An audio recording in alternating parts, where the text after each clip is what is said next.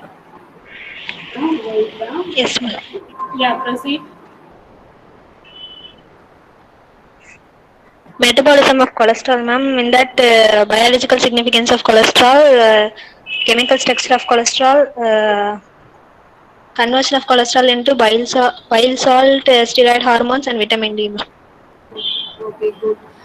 So now we have discussed maximum all the metabolic pathways under lipid metabolism.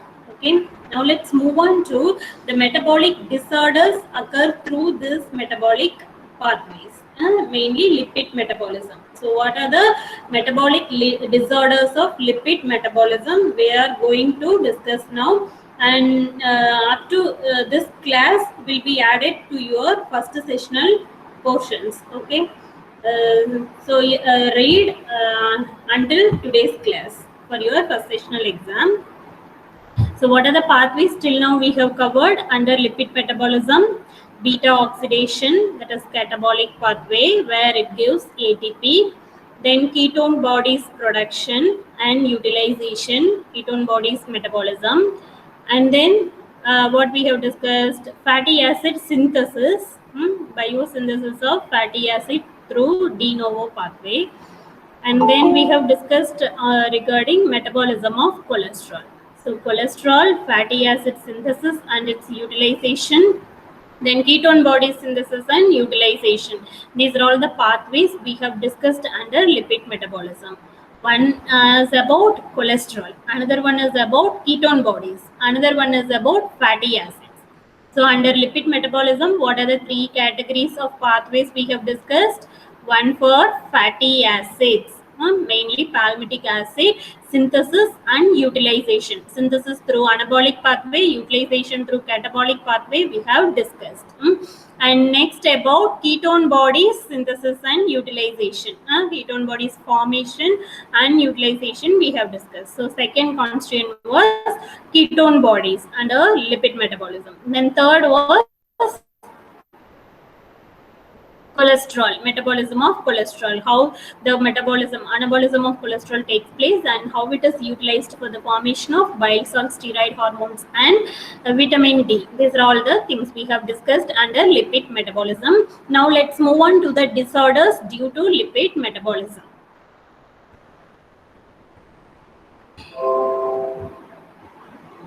Can you see the slide?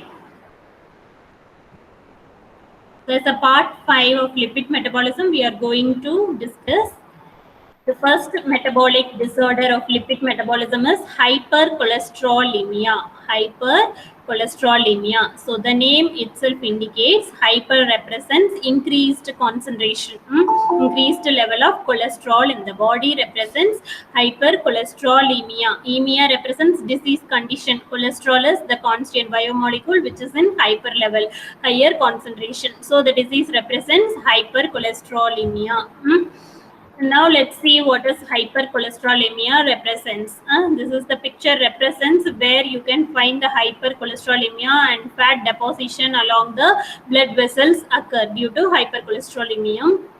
And this is caused by high blood cholesterol level and hyper, it may be called as hyperlipidemia, and high blood lipids and lipoproteins. It is due to high either blood cholesterol level, it will be increased, it represents hypercholesterolemia. It is otherwise known as hyperlipidemia, and during hypercholesterolemia it will be having the person will be having high blood lipids and lipoproteins. Lipids and ma'am, excuse me, ma'am. Yeah. Ma'am, Dhanush is waiting in the lobby. Yeah. Now I have added, I think so. So 29 are there. Anybody else to join? Anybody else? 29. Okay. If anybody comes, inform me. The hypercholesterolemia represents what? It represents high blood cholesterol level and it is otherwise known as hyperlipidemia. It also caused by high blood lipids and lipoproteins. Lipoproteins are nothing but HDL, LDL, good cholesterol and bad cholesterol we have discussed under cholesterol, right? So those are called as lipoproteins. Lipoproteins level also will be high along with the lipids. So this is what hypercholesterolemia. Now let's see the classification, Frederickson classification of primary hyperlipidemia. This is the classification of hyperlipidemia, okay, based on lipoproteins. So it may be called as lipoproteinemia also. That's what here mentioned. Higher lipoprotein levels will be there for hypercholesterolemia. And mostly common cholesterolemia will be familial hypercholesterolemia is common, and it is due to LDL receptor deficiency, so that LDL level will be increased. So elevated plasma lipoproteins level, here it is mentioned. Here are the disorders: familial chylomicronemia. Chylomicrons, it is one of the lipoprotein. The familial represents a familial, means hereditary hyperchylomicronemia, or primary hyperlipoproteinemia. It is called primary hyperlipoproteinemia. Chylomicron is nothing but a lipoprotein, so it is called primary hyperlipoproteinemia. It is due to the deficiency of the particular lipase enzyme, so that the utilization of this particular lipoprotein is reduced. If enzyme is present, it will be converting this chylomicron to some other product, right? But if the lipase deficiency leads increase in the particular concentration of lipoprotein, so it causes hyperlipoproteinemia, and this case will be very rare. It is due to the higher level of chylomicrons. And second, 2A, type 2A will be familial hypercholesterolemia or polygenic hypercholesterolemia. It is due to LDL receptor deficiency. LDL receptor deficiency. So utilization of low density lipoprotein. What is LDL? Low density lipoprotein level will be increased. Due to this receptor deficiency, this concentration of LDL will be increased, and this causes familial hypercholesterolemia or polygenic hypercholesterolemia. And second category B, 2B type of hypercholesterolemia will be familial combined hyperlipidemia. It is due to decreased LDL, same. It is common one, and it is due to increased level of LDL and VLDL. Utilization of these two lipoproteins will be less, so that the level will be increased. What is LDL? Low density lipoprotein. What is VLDL? Very low density lipoprotein. Okay. And the third type is familial dys-beta lipoproteinemia. It is due to ApoE2 synthesis. Defect in ApoE2 synthesis is very rare. It is due to intermediate density lipoproteins. And hypertriglyceridemia, triglycerides. Due to increase in triglycerides, it is called hypertriglyceridemia. It is due to increased VLDL production and decreased excretion, and here also LDL level will be increased. Whereas the last one, endogenous hypertriglyceridemia, will be due to the same cause. VLDL and chylomicron level will be increased. Here, these are less common. Commonest one will be familial combined hyperlipidemia, 2B. Type 2B is very common, where LDL and VLDL level will be increased. Okay, so bad cholesterol level will be increased, that causes familial combined hyperlipidemia. This is about classification of hyperlipidemia or hypercholesterolemia. Now let's move on to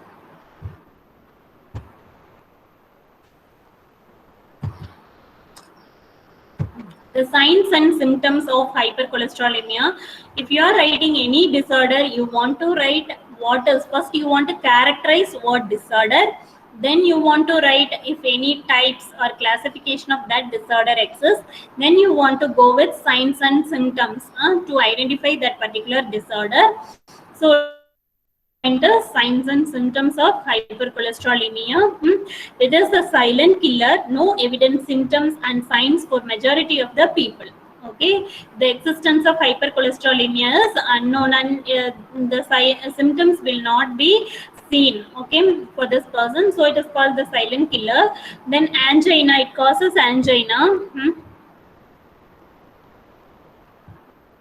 Causes angina, occurs when one or more arteries are narrowed that cater the heart. Okay, angina occurs at arteries passed in the heart.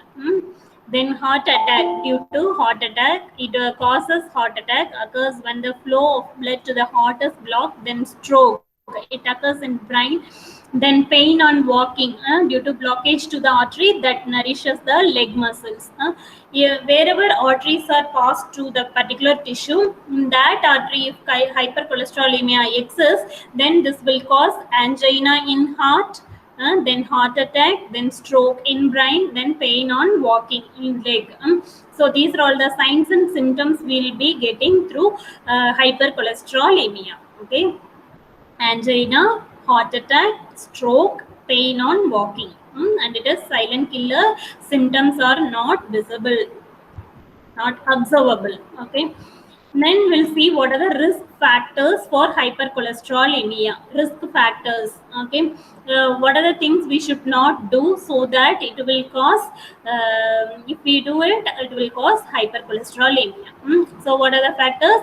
Deprived diet, insufficient diet, then no exercise, then diabetes, then smoking. These are all the primary risk factors for hypercholesterolemia. Diet, Excuse me, ma'am. yeah. Ma'am, Sandra is waiting outside in the lobby, ma'am. Okay, all 30 have joined.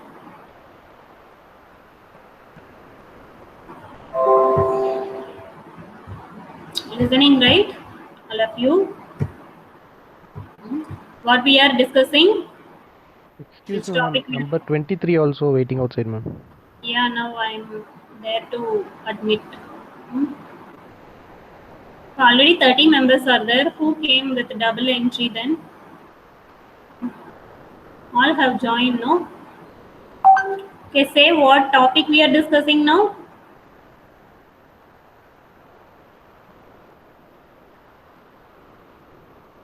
Which topic we are in now?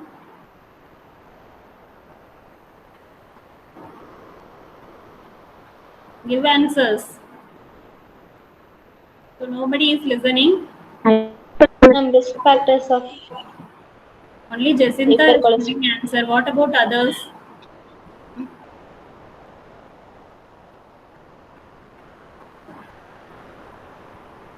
Saundarya, Akash. Yeah, say what topic. Disorders. Hypercholesterol. Yeah, hypercholesterolemia, disorders of lipid metabolism, under which we are discussing hypercholesterolemia. Okay, in that we have covered now what is hypercholesterolemia and what are the classification of hypercholesterolemia, what are the signs and symptoms. Now we have seen risk factors also. 4 titles we have seen: definition, classification, signs and symptoms, and now risk factors. Risk factors includes deprived diet, no exercise, diabetes, and smoking. Now let's see the drug therapy, how it is treated for hypercholesterolemia. Drug therapy for hypercholesterolemia, we'll see now. Drugs used for that hypercholesterolemia is statins, bile acid binding resins, fibric acid derivatives, nicotinic acid derivatives, cholesterol absorption inhibitors. Okay, what are the 5 categories of drugs are used for treating hypercholesterolemia? Statins, bile acid binding resins, fibric acid derivatives, nicotinic acid derivatives, cholesterol absorption inhibitors. Cholesterol absorption inhibitors. Okay, so these are all the drugs. Examples are given here. You can read: lovastatin, simvastatin, atorvastatin, rosuvastatin, and statins. Then bile acid binding resins: cholestyramine, cholestyramine. Then fibric acid derivatives: zemfibrozil, bezafibrate, fenofibrate. Then nicotinic acid derivatives: niacin. Then cholesterol absorption inhibitors: ezetimibe. And what is the role of each? Statins will decrease triglycerides, LDL, and increases HDL level. Good cholesterol will be increased by statins, where it will be decreased. The statins will be decreasing triglycerides and bad cholesterol. Where bile acids also, by means of bile acid binding resins, triglycerides will not be affected, where LDL and HDL levels will be altered to normal. Then fibric acid derivatives will decrease, like statins. It will react like statin derivatives. Fibric acid also decreases triglycerides and LDL, where it increases HDL. Nicotinic acid also does the same process, where cholesterol absorption inhibitors will decrease LDL and decreases cholesterol level. This is about drug therapy for hypercholesterolemia. Okay, what are the 5 categories of drugs? Statins, bile acid binding resins, fibric acid, and nicotinic acid derivatives, cholesterol absorption inhibitors. Now let's see the level, normal level of blood cholesterol, healthy levels of blood cholesterol. Anyone age 19 or younger. The people who are having age 19 or younger than that, the total level of cholesterol will be less than 170 milligram per deciliter. And non-HDL, that is high density lipoprotein, should be less than 120 milligram per deciliter, where LDL should be less than 100 milligram per deciliter, where HDL should be more than 45 milligram per deciliter. This is the normal level of cholesterol for the people under age 19. Okay. Next, men, men age 20 or older than that will be having this range, 125 to 200 milligram per deciliter is the total cholesterol level, where LDL and HDL should be less. LDL should be less than the prescribed level, where HDL should be higher than the prescribed level. Since it is good cholesterol, the level should be higher. Since it is bad cholesterol, it should be less from 100. Okay. For women aged 20 or older, will be having the same, mostly the same range, where HDL should be 50 milligram per deciliter or higher for women. For men, it is 40 milligram. Where for women, it is 50 milligram. Okay, HDL, where other levels are common, same only. Can observe. For age under 19, will be having the same, and HDL level should be 45 for the people having 19 and below that. Now let's see what are the tests to be conducted to diagnose hypercholesterolemia. How you will diagnose it. Okay. So what are the titles? Ma'am, excuse me, ma'am. Yeah. I'm sorry, ma'am. Sanjay Vasan is waiting in the lobby, ma'am. Ask him to get it. Yes. Not joined it.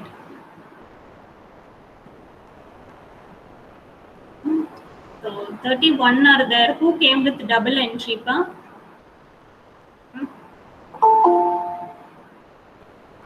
Okay.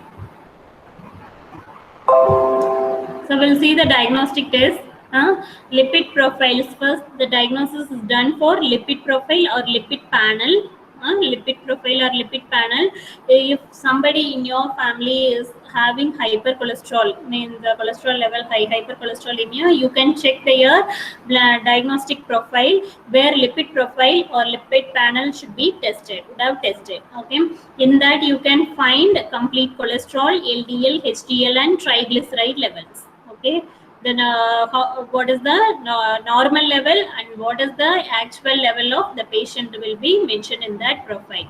Okay, so during this test, for performing lipid profile, do not drink anything or eat for 9 to 13 hours prior to the taking of blood samples for the exact cholesterol measurements. Okay, should not drink anything or eat for 9 to 13 hours prior to the test. What are the constituents are going to be analyzed? Complete cholesterol, where LDL, lipoproteins, LDL, HDL, and triglycerides. These are all the levels are monitored in lipid profile test. Okay. So if it is increased or decreased, the level will be treated with the, according to the level, we can administer the drugs for reducing the level, or we can modify the lifestyle changes of the patient. Okay. That is what next it is given. What are the healthy lifestyle changes for preventing hypercholesterolemia? Preventing hypercholesterolemia. So what are the modifications we can do for preventing it? Means hot healthy eating.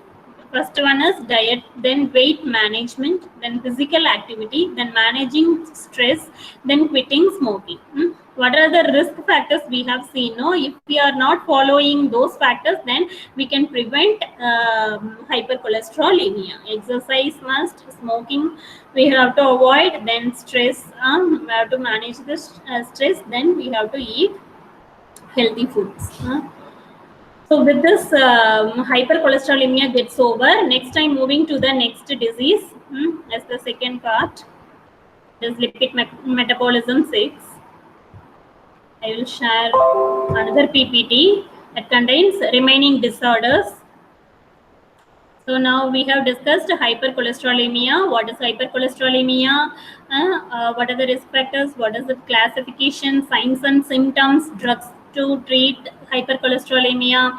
Then what is the normal levels in men and women, even youngers? And then we have discussed regarding risk factors and lifestyle modifications to avoid hypercholesterolemia. Now let's move on to the next disease that is caused by lipid metabolism.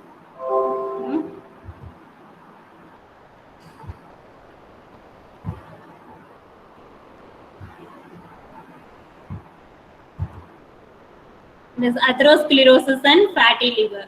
Another two disorders are atherosclerosis and fatty liver. There are 3 metabolic disorders occur due to lipid metabolism, and it is given in your syllabus also.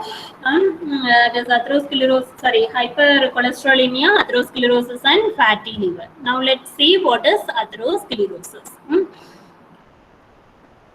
So these are all the phases of forming atherosclerosis: phase 1, phase 2, phase 3, and phase 4. Here yellow color particles are represented, fatty substances. So occupying hypercholesterolemia leads atherosclerosis. Okay. So what does atherosclerosis means? It refers to the buildup of fats, cholesterol, and other substances. Okay, fats, cholesterol, and other substances in and on the artery walls. Called plaque. Plaque formation occurs, and which can restrict the blood flow. So it will definitely restrict the blood flows. You can see the narrowing of blood vessel in the phase 4. It does keep on decreasing.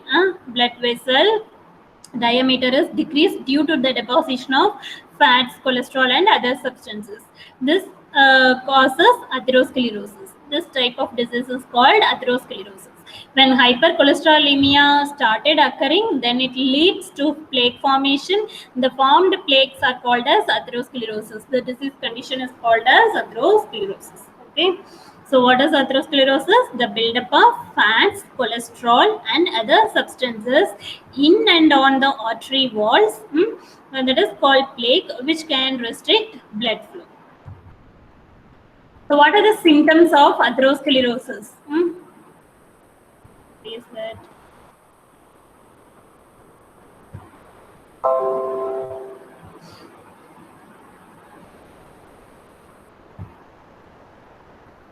So what are the symptoms of atherosclerosis means? In heart, it causes chest pain or pressure, that is angina.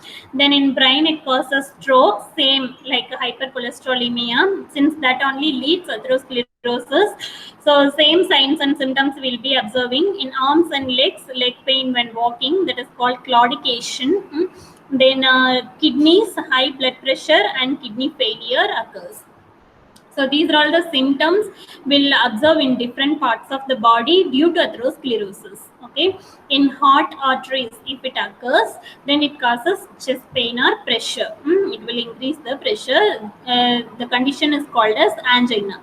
In brain, if it occurs, it is called as stroke. And on arms and legs, it causes claudication. In kidneys, it causes high blood pressure or kidney failure. Okay. What are the causes of atherosclerosis? What will lead atherosclerosis to form? One is high blood pressure, then high cholesterol, that is hypercholesterolemia, then high triglycerides, high triglycerides, then smoking and other sources of tobacco, then insulin resistance, obesity or diabetes, insulin resistance, obesity or diabetes, then inflammation from diseases. Inflammation from diseases. So these are all the causes for atherosclerosis. High blood pressure, high cholesterol, high triglycerides, smoking and other sources of tobacco, insulin resistance, obesity or diabetes, then inflammation from diseases. Next, what are the risk factors for atherosclerosis? We have seen what is atherosclerosis, what are the symptoms, then risk factors, causes, and then now we are going to see about risk factors. Same high blood pressure, high cholesterol, diabetes, obesity, same whatever causes we have seen, those are the causes are playing as risk factors for atherosclerosis.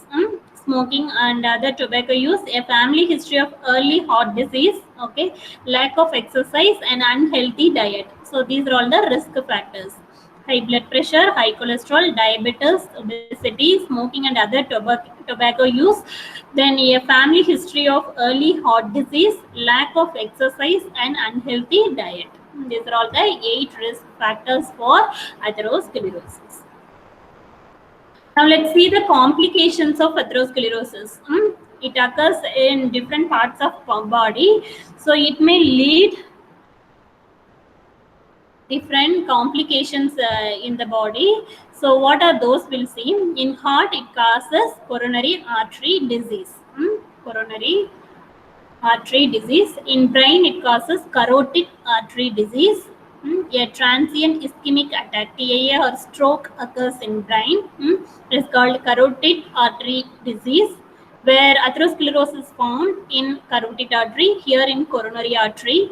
Then arms and legs, it causes peripheral artery disease. Peripheral represents outside. Peri means outside. Peripheral artery disease.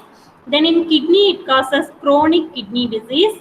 If it occurs anywhere in the body apart from these parts, it is called aneurysm. Okay, so these are all the complications take place through atherosclerosis formation.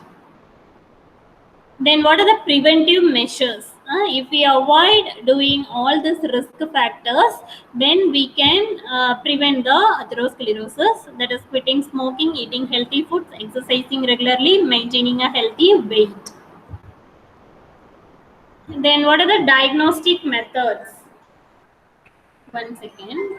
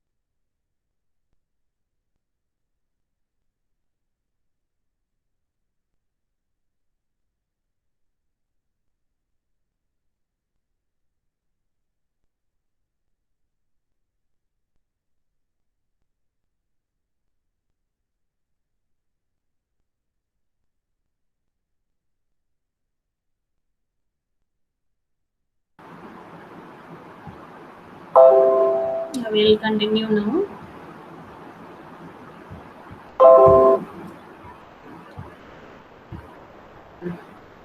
See the diagnostic methods for atherosclerosis. What are the parameters and methods of choice for determining atherosclerosis? We'll see now. First one, physical examination. Okay, physical examination. Then blood test. Then Doppler ultrasound scanning. Then ankle brachial index. Then electrocardiogram, ECG. Then an exercise stress test. Then cardiac catheterization and angiogram. Then a computerized tomography, that is CT scan or MRI scan, MRA, magnetic resonance angiography. So these are all the possible diagnostic methods. First, we need to start with physical examination, then blood test, then Doppler ultrasound scan, then calculating ankle brachial index, then electrocardiogram scanning. Have to go with other scanning tests, then an exercise stress test, then cardiac catheterization and angiogram, then CT and MRI scan. So these are all the diagnostic methods for atherosclerosis formation. Then what are the treatment procedures? Once it is diagnosed, how we can treat the atherosclerosis? First one, we can treat with cholesterol medications. What we have seen the drugs in hypercholesterolemia, the same we can apply here, cholesterol medications to lower LDL, bad cholesterol. Then apart from cholesterol medications, we can use antiplatelet medication to reduce the clump in narrowed arteries that forms a blood clot. So antiplatelet medication to prevent blood clot formation. Then beta blockers, ACE inhibitors, calcium channel blockers and diuretics. These all can be used for treating coronary artery disease. Coronary artery varicose in heart, calcium channel blockers, we can use diuretics. Diuretics, when we use it, will reduce the blood pressure also. Then beta blockers, then angiotensin converting enzyme, ACE inhibitors, angiotensin converting enzyme inhibitors. So these are all the drugs of choice for atherosclerosis treatment. We have to find where atherosclerosis is present, in which part of the body atherosclerosis exists, heart or brain or arms and legs or kidneys or anywhere in the body. We have to analyze, diagnose properly through these methods. Then we have to choose appropriate medication, either cholesterol medication or antiplatelet medication, or it should be treated with beta blockers or ACE or calcium channel or diuretics. That we have to decide after proper diagnosis. Now let's see what are the surgical procedures. If the plaque formed, it cannot be removed by medications, then we need to go with surgical procedures. So what are the procedures? Means there are 4 types of surgical procedures. One is angioplasty and stent placement, then carotid endarterectomy, Ectomy means removal, carotid endarterectomy. Then fibrinolytic therapy, fibrin formation. Then bypass surgery. These are all the 4 surgical procedures applicable for atherosclerosis: angioplasty and stent placement, carotid endarterectomy, then fibrinolytic therapy, bypass surgery. Okay. Next, we'll move on to the last disease called fatty liver.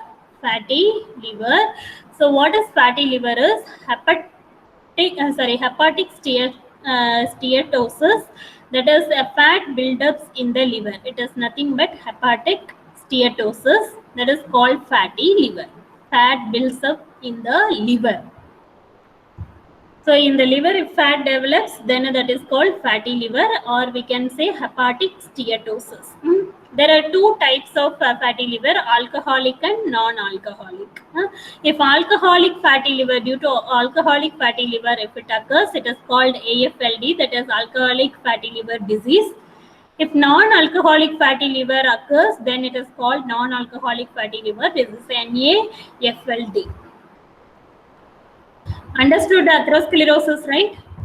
We'll revise once again atherosclerosis. So what is atherosclerosis?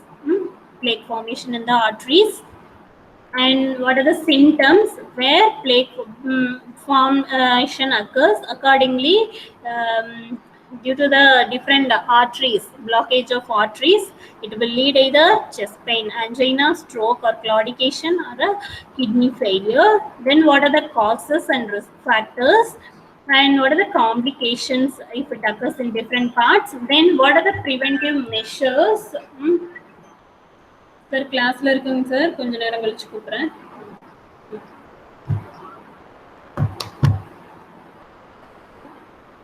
Then preventive measures that we have to avoid all risk factors and causes that lead to atherosclerosis.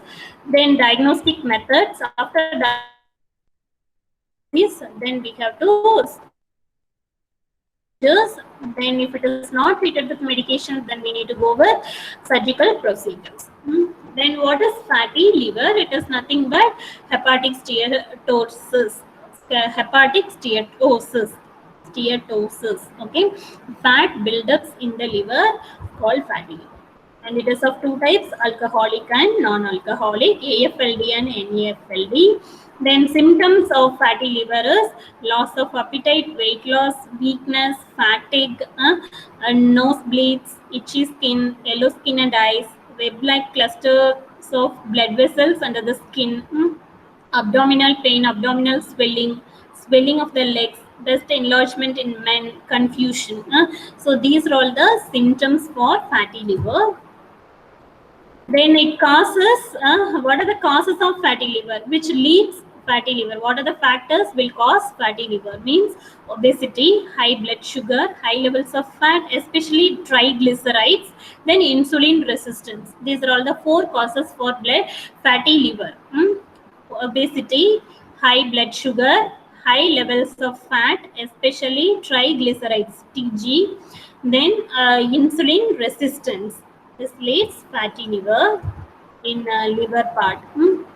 Then what are the diagnostic methods for fatty liver? Means physical examination. Always we need to start with physical examination. Then blood test for ALT and AST, that is alanine transaminase and aspartate transaminase enzymes test. Okay, these two enzymes are located in liver. So liver function can be tested with analyzing ALT and AST. Okay, this you will be doing in the practicals also. That is called SGOT and SGPT. Serum glutamine transaminase, serum glutamine transaminase, oxaloacetate transaminase. One is alanine transaminase. Okay, that is ALT and AST. Alanine transaminase, aspartate transaminase. These two enzymes are tested.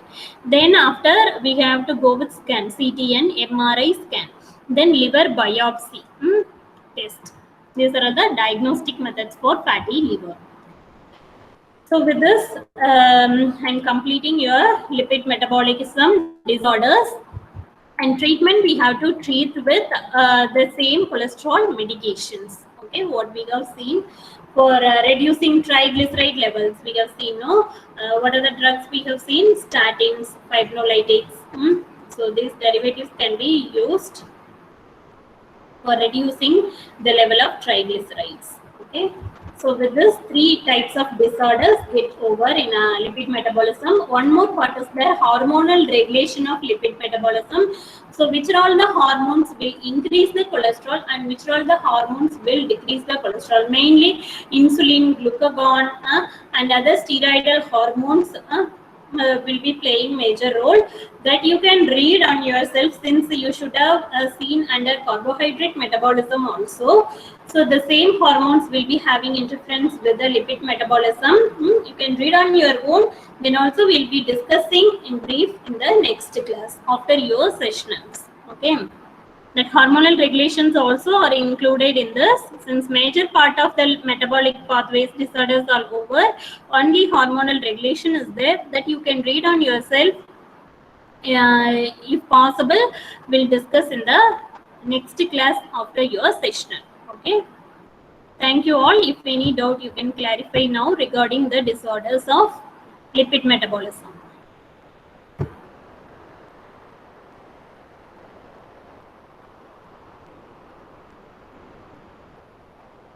So what are the disorders we have discussed?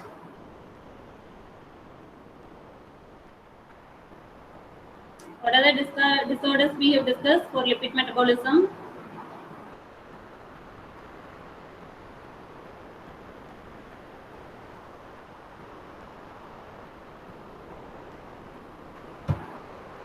Pavan,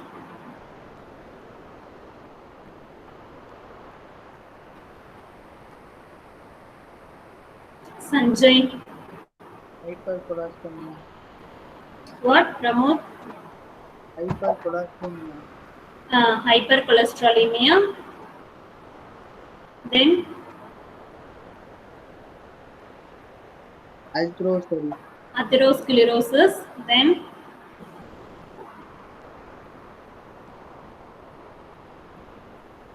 Then what disease we have seen? Fatty liver. Hypercholesterolemia, atherosclerosis, and fatty liver. So for all three diseases, you want to write what is the disease, how it is caused. You want to characterize the disease, and then you want to write types of the particular disease, and you want to write signs and symptoms. Okay, then risk factors, causes, this all. After then diagnostic methods, then treatment procedures. So all these things you want to write for each disease. Okay, thank you all. All the best for your first sessional exam. And prepare well, write well. Okay. If any doubt, you can clarify at any time. Thank you all. Thank you. We'll leave the meeting now. Thank you, ma'am. Okay. Thank you. Thank you.